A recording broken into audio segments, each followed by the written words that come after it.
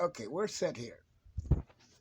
There's my white, and there's my three colors, and a couple of natural blends that I made from a previous video. Anyways, I don't, I don't really draw, but I do sketch. So here we go. We make a little sketch of what we want to do, and we add what it is that we want to add. Uh, let's say that's far away mountains, and this over here is going to be like closer mountains, and this is going to be the lake, and this is probably going to be a little uh, stream runoff, and these are going to be rocks. Okay, and that's what we're gonna, with that basic sketch, we're gonna start with a mixture of simple mixture of white and blue, and we get our sky setting.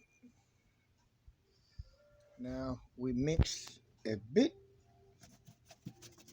Watch my brush, red and blue,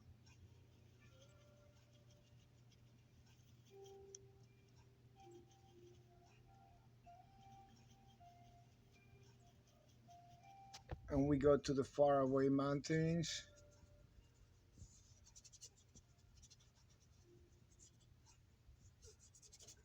See how strong that is? It's almost an olive. It's almost an olive. But what I like about making mixtures with different reds, different yellows, and different blues, it's how you can't really make the same colors twice, and it's not boring. It's not boring at all. So red, and we have a mixture of blue and yellow, which is green, and that's what we're gonna use for our foreground trees. You can see that it's a lot of red here now. Okay, now let's talk about values. In the background, lighter. In the foreground, much more brighter. So to this back here combination, I would add a touch of white, and you will see how that changes the color entirely. Look at that. It's more in the purples now. Yep, much more in the purples now. And almost pure yellow ochre for the foreground back here.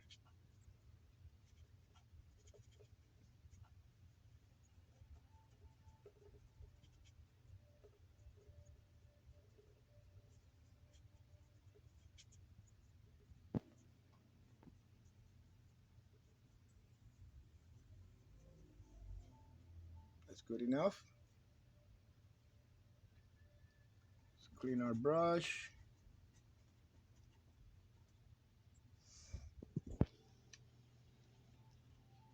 And basically a red to do our rocks on the foreground.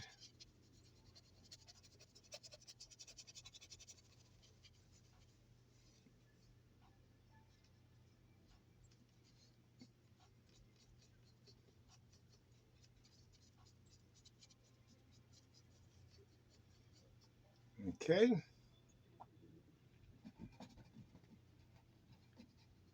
and I guess the same sky blue, but a little bit darker here for the water.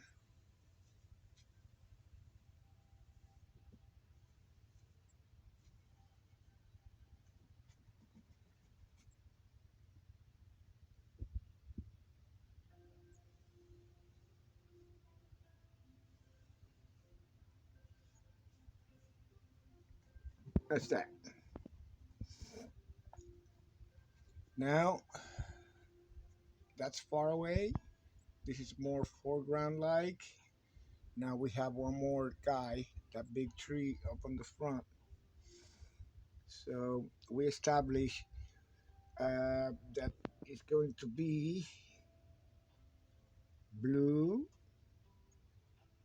and yellow would give me a nice green.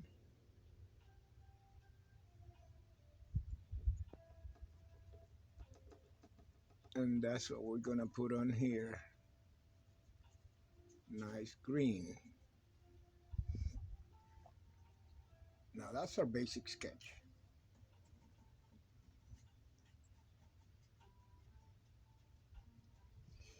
Once I start, it's a constant change. You're constantly changing the values. You're constantly pushing the paint around. Something looks too dark. Something looks too red. Something looks too blue. And you are constantly changing and toning and searching for the exact values that you really want. Um, uh, this is where the color families, like I was talking about, you have got to make choices um, because let's go back here, for example. My purple back there is not purple enough, so that looks a lot closer, you know. And what that makes it makes it look like it's right there immediately, right there. If it makes it look immediately right there, these trees would have to be a lot more defined. So not necessarily a bad thing that is not a purple, but you might want to do those trees a little bit better so that they look a bit higher, closer to the foreground, to be able to explain why that back there is so strong. And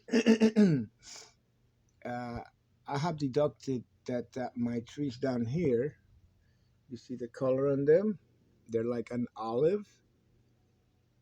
They're like an olive, which makes it a green family. So red, red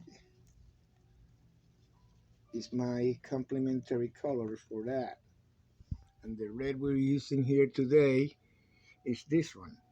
So I'm gonna mix a lot more red into that tree mixture,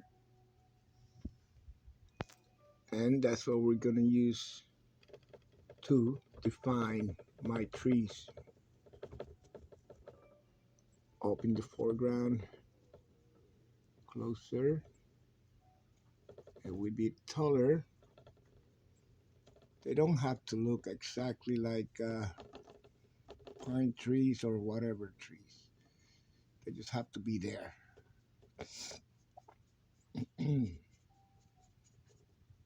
Okay, there are my trees. Now we're gonna come to the foreground, and our modifier is always to the rescue, white.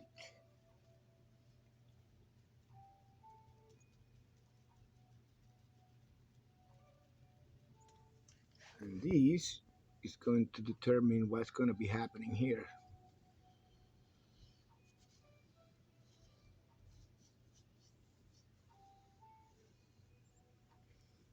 Okay, and that's my field somewhere out there, uh, grassy or whatever. You can call it anything you want, meadows.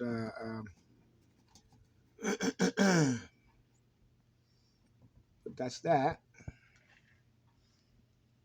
And little yellow ochre, and my modifier white again for the other side right here.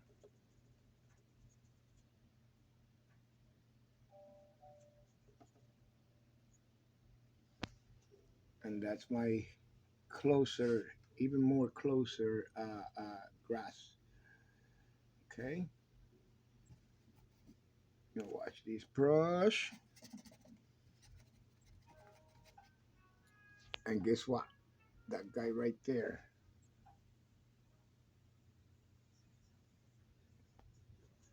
red. Now it is the same red, but since it's a different green, you are going to see the differences.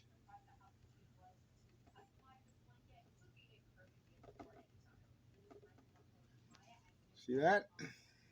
The differences in the combinations.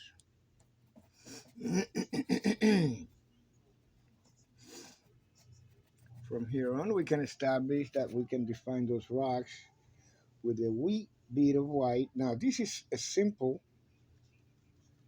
simplified version of what's happening with my thought process. Um, I think it's a good time to let's put the light coming from. Yeah, I'll put the light coming from this side, from the left side going this way. Let's do that.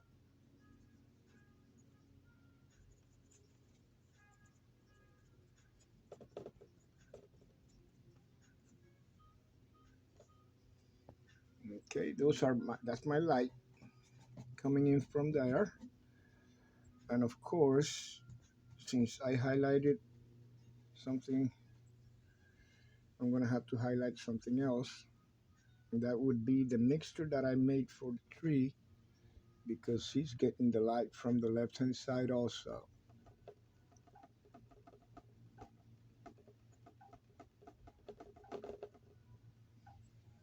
There he is. Now we go to the trees in the background. There's a lot of red in there. It's red plus white and green. And that is going to be my highlight for the trees in the background.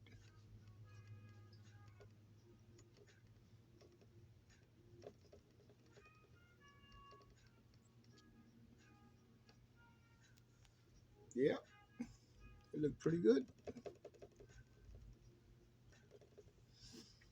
And remember what I said, you constantly pushing the paint, pushing it, pushing it, pushing it, pushing it. Now, there is such a thing as the shadows, and the best way to put shadows is to apply blue. So I'm gonna take some of this Prussian blue and that dark mixture for the trees right here, and that's gonna be my shadow side for those trees.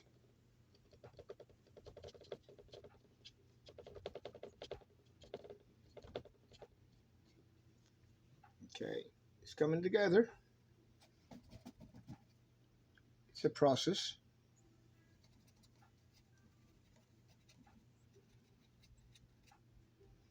And now I don't have to be too explicit about this, but this is my water line.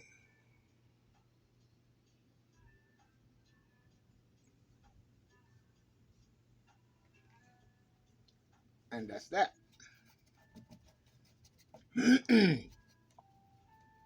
When you work this way, um, you're going to be working in layers. Now, this all the way in the background,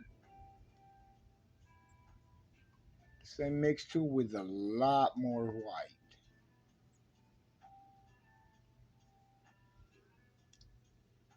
And that would give us that kind of an effect. Something so far away, all you can tell is uh, it's there, you know? That's all you can see that it's there. Um,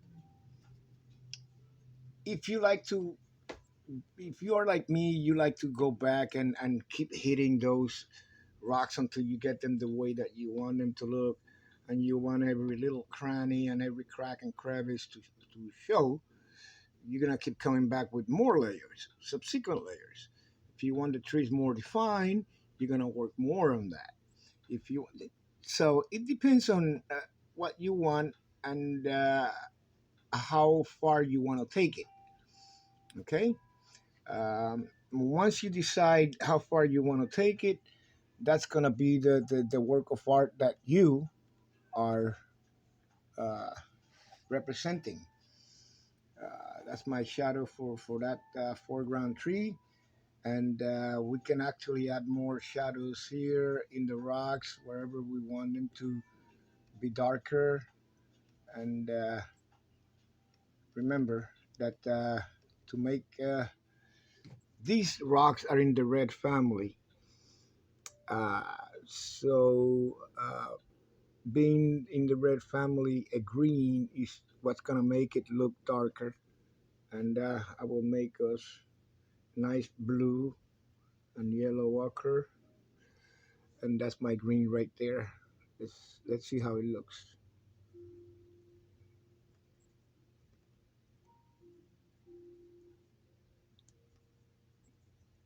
Now, one thing that has to be said is uh, everybody has a different way of working, and depending on how you use your brush, and when you decide to do a pull, when you decide to do a push, when you decide to your own style is going to come through, and that together with your color combinations is going to be ultimately what's going to determine uh, what is your style.